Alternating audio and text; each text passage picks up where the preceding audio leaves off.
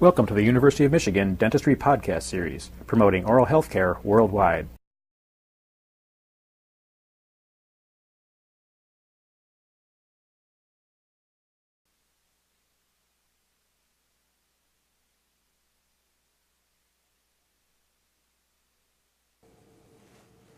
I'd like to welcome today Dr. Jack Dale from Toronto, Ontario. Jack is a member of the Tweed Foundation, is an immediate past president of the American Board of Orthodontics. I'd like to thank you very much for coming to Ann Arbor today. Jim, I'd like to thank you for allowing me to participate in this interview. It's an honor when I take a look in your office of all those people you've interviewed in the past. I consider it quite an honor. Our topic today is serial extraction and the treatment of the mixed dentition patient. I know that over the years you've had probably as much experience as anyone in this type of treatment, and I'd like to discuss a bit on how you got into the practice of serial extraction, perhaps defining what it means to you, and then saying how it is now as opposed to how it was when you first started. Well, I credit Dr. Maurice with motivating me to carry out serial extraction. Dr. Maurice, as you know, is one of the world authorities in dental development. And I felt that I should take advantage of his expertise. And you'll notice that many of the references in my lecture go back to the 60s when Dr. Maurice was very active in dental development research. And so with all his studies in dental development, I want to take advantage of that knowledge and put it to work in the clinic. Most of his articles were in journals that dentists don't read, anatomy journals and so on. And so I just felt it would be a waste if someone didn't take his wonderful material and put it to work with patients. And so I really credit him with getting me started in serial extraction and based on his biological principles. And Dr. Duell certainly influenced me as I read his articles, and Dr. Woodside also, when I was an undergraduate student, was promoting serial extraction throughout the country. And so I guess those three people really got me started in it. How do you define the term serial extraction? Well, I don't like the term serial extraction. I prefer guidance of occlusion or guidance of eruption, as Hotz defines it, rather than Kellgren, who really is the man who defined the term serial extraction or coined the phrase serial extraction. And to me that has unfavorable implications in that it's just a series of extractions, whereas guidance of eruption or guidance of occlusion infers that there's some basic knowledge required of dental development, anatomy, cephalometrics, and so on for you to carry this out. And so I prefer the term interceptive guidance or guidance of occlusion or guidance of eruption rather than serial extraction. Now, does serial extraction in your hands always mean the removal of permanent teeth? No, definitely not. I'm constantly monitoring as we go along. And if I have to put in a little holding device, if I start out, let's say, with the patient not having an alveolar dental protrusion, the teeth are quite upright, I will put in a lingual arch or something just to hold those teeth in that proper position. Or I'll put on a headgear, I'll put in a little removable appliance to correct a crossbite or something. So I'm constantly monitoring my process. I'm constantly adding some appliance therapy, just simple appliance therapy, to go along with that guidance. Serial extraction it helps to cut down on the multi-banded treatment. I cannot think of too many patients that I have done serial extraction and I haven't followed up with a multi-banded appliance.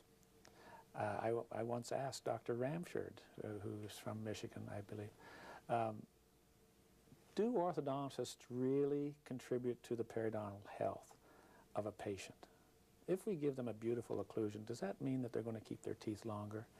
And through the discussion, he said some of the worst periodontal conditions that he has witnessed are patients who had serial extraction and were not followed up by the multi-banded therapy to give them a good coordinated alignment of the dentition.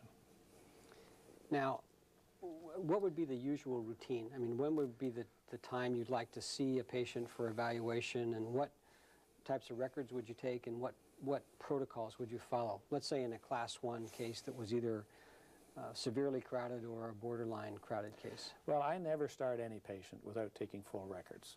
I don't take out one primary cuspid until I've taken full records. What's the major decision we have to make as clinicians? Do we extract teeth or do we not? Mm-hmm. And to add the dimension of time and to complicate it with growth and development and do it in a serial fashion makes it even more difficult. There's a great misconception out there that serial extraction is an easy procedure. It is definitely not. It's difficult. And so I take full diagnostic records before I start. And then I put Dr. Maurice's concepts to work. In other words, a tooth is literally standing still until half of its root is formed. So I never take out a primary first molar until I see that that permanent premolar has half of its root formed. If I take it out too early, then there's a knife edge ridge formed and it slows down the process rather than speeds it up. He also has data that shows it takes a certain time to go from root 1/4 to root 1/2 to root 3/4 when the tooth, according to his data, erupts into the oral cavity. Mm-hmm. So I use these data to help me decide when to remove the primary cuspids, the primary first molars, the permanent premolars, and so on. So then when you, let's say you had a patient who had a reasonable face and had crowded lower incisors, and you were anticipating that this patient would be an extraction case because of gross crowding, what would be the sequence that you would use routinely, or is there a sequence that you can define? Well, there are several serial extraction sequences depending on the type of orthodontic problem we have, and I've outlined those in Graeber's textbook. Sometimes when they have alveolar dental protrusion, for instance, that's their major problem. The alignment is not bad, so we may take out the primary first molars first to get the bicuspids in, because we don't have to really line up the mandibular incisors, and we proceed with the first molars first rather than the cuspids. Sometimes we have splayed lateral incisors. They're not even touching the primary cuspids, and the crowding is really at the apex of the root of the lateral. The cuspids are up against the lateral, so we take out the primary first molar first. The premolar drops down into that spot. The cuspid comes off the root of the lateral incisor, so we're relieving the crowding up in the root area rather than down in the incisor area. And sometimes I'll do that even in non-extraction patients just to get that relief up there. And in 30 years of practice, I've never seen a lateral incisor that had their roots resorbed, because I feel like I'm relieving that area early. But if they have crowded lower incisors and we're under pressure from the parents to do something about that one incisor that's blocked the way out, then we usually proceed with the primary cuspids first. And then usually I do the lower incisor, mandibular incisor, maybe 9-10 months prior to the maxillary incisors. What do you think are the cuspids, I should say. What do you think are the biggest advantages of serial extraction? Well, there are many advantages. Why allow a major malocclusion to develop when you can intercept it and literally cut down the treatment by 1 year at the sensitive teenage period?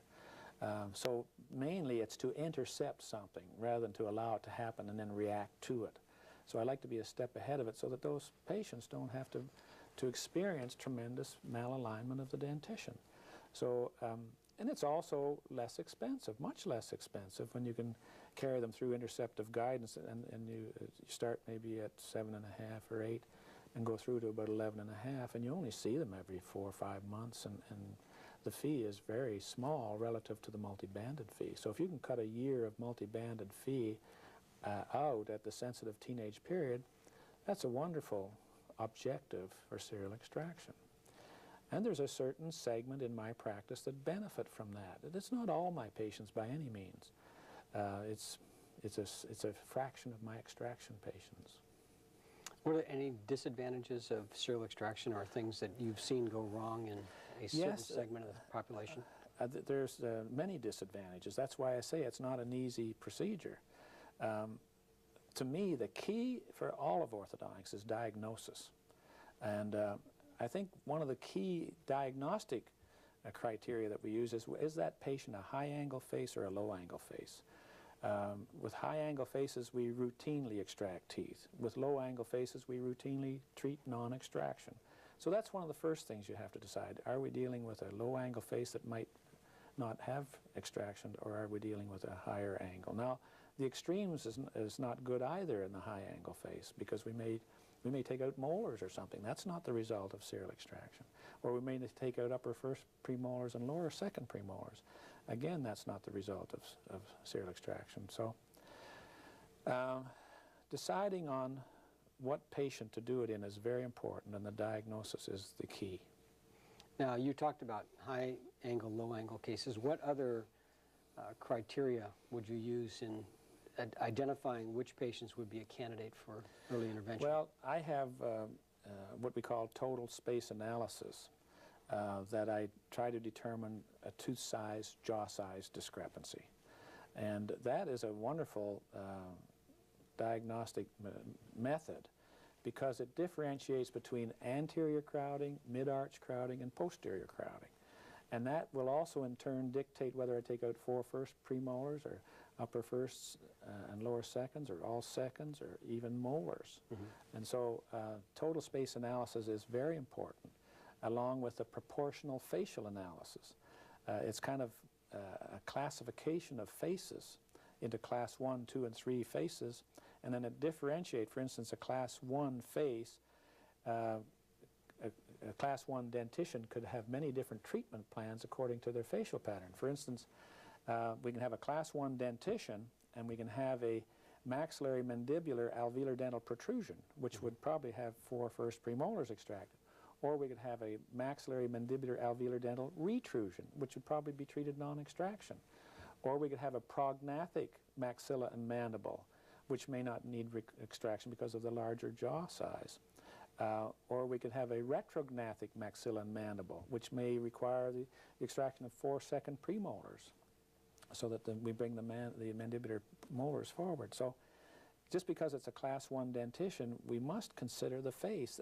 So many people in general practice do serial extraction, but they totally ignore the facial pattern, and I think that's key. And as I mentioned this morning, one of my important diagnostic records is the facial photographs, and coordinating that with cephalometrics. Do you see, when you extract, let's say, deciduous canines, that upon occasion the lower incisors will not only align, but they'll also tip lingually? And do you find that sometimes by removing the lower canines, deciduous canines, that you actually begin to commit yourself more toward an extraction protocol? Well, I monitor the axial inclination of those lower incisors very carefully. And in an alveolar dental protrusion, it can cut back a treatment 6 months. If the tooth is already upright, we may be dealing with a low-angle facial pattern, and we may not even want to do serial extraction. But let's say there's severe crowding and we're faced with that. I will put in a holding arch to keep that lower incisor in a good position. Mm-hmm. Have you ever been in a situation where you've gone into a protocol of serial extraction and then regretted that you did that? Oh, sure. I've made every mistake in the book. What are the mistakes that you would, you know, after 30 years of practice, the things that you now, if you knew then what you know now, that type of thing? Well, I would pay very close attention to this low-angle, high-angle facial pattern, because those are the ones you dish in the face if you take out teeth. And there's no one who abhors a dished-in face more than I do, and more than many Tweed practitioners that I know. So that we don't want to create dished-in facial patterns, and so we try very hard to treat patients non-extraction if they tend to be that low-angle facial pattern. Now, I want you to, let's expand our topic just a little bit and put serial extraction within the whole context of early treatment, because I know that within your practice you do treat a fair number of people that are in the mixed dentition. That's true, right? That's true. What percentage of patients, let's say if you took 100 7-year-olds or 8-year-olds in your practice, what percentage of patients would undergo a serial extraction protocol versus other types of interceptive treatment? All right, let me say that as I look at my practice, the amount of extraction I do from one year to the other varies, because, for instance, there's a large influx of Oriental people into Toronto right now, so it's changing my whole figure system. So I would say that I probably extract teeth 50-50, 50% extraction, 50% non-extraction. It may vary one way or the other. Of the extraction patients, I'd probably extract serial extraction in about a third of those patients. So about a sixth of my practice would be serial extraction patients. And those are ones with good facial patterns, severe dental crowding, or tending to an alveolar dental protrusion and a high angle. Now, are we, again, I want to make sure we're defining what we're talking about. In that context, are you talking about, let's say that serial extraction leads to the removal of 4 teeth, 4 permanent teeth. Is that what you're talking about, as opposed to the guidance of eruption, which may or may not lead to? No, I'm talking about serial extraction. Okay, so we're going to define it for this purpose. I do, as far as mixed dentition, I do more than a third of half my practice. Okay. I do, gosh, it's half my practice is early treatment. Maybe more. Let me ask you a little bit different way of looking at it. If you took 100 adolescent patients and you were to extract or not extract versus somebody that you could see at 7 or 8 years of age, and let's say that in general you extract half the time, would you extract half the time in adolescent patients and half the time ultimately in mixed dentition patients? I think I would extract more in the adolescent patients because I don't have the benefit of growth. For instance, in a class 2 patient, I might give them headgear to move the maxillary molars back into a good position, and we may be able to do that without extracting teeth. Whereas when they get into the permanent dentition, I may take out upper first and lower second premolars or something like that. Yeah, I think my own experience, I've been doing a fair amount of early treatment over the years myself, and I think one of the things that I have come to appreciate more than ever is the leeway space, the e-space, whatever you want to call it, as being tremendously important in regard to, as opposed to just letting somebody go, you know, and just letting them wait till they got to the adolescent dentition. That many times those borderline cases, even with a lingual arch in the lower, seems to work out quite nicely. Oh, I agree totally.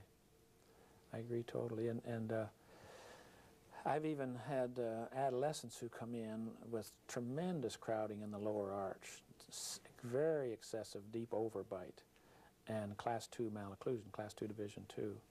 And I would still bend over backwards to treat that patient non-extraction by torquing my maxillary incisors up and out of the road and then uprighting my teeth. And it's amazing the amount of space you get to align that into a good class 1 relationship. Are there any other comments or that you would like to make regarding serial extraction, or for someone who is just becoming familiar with that technique, some things to watch for? Or? Well, I would just like to support the procedure. We're now in an era of non-extraction treatment. I'd like to say that I really haven't changed my philosophy with regard to extraction versus non-extraction over 30 years. I tried very hard at the beginning of my career to establish a good diagnostic protocol and a good treatment regimen. And I have found that very effective in producing good results. And those results have stood up over 20 years. And so for me to dispense with all of that and treat all my patients non-extraction would be admitting that I'm doing it wrong for 30 years. That would be very difficult for me to do.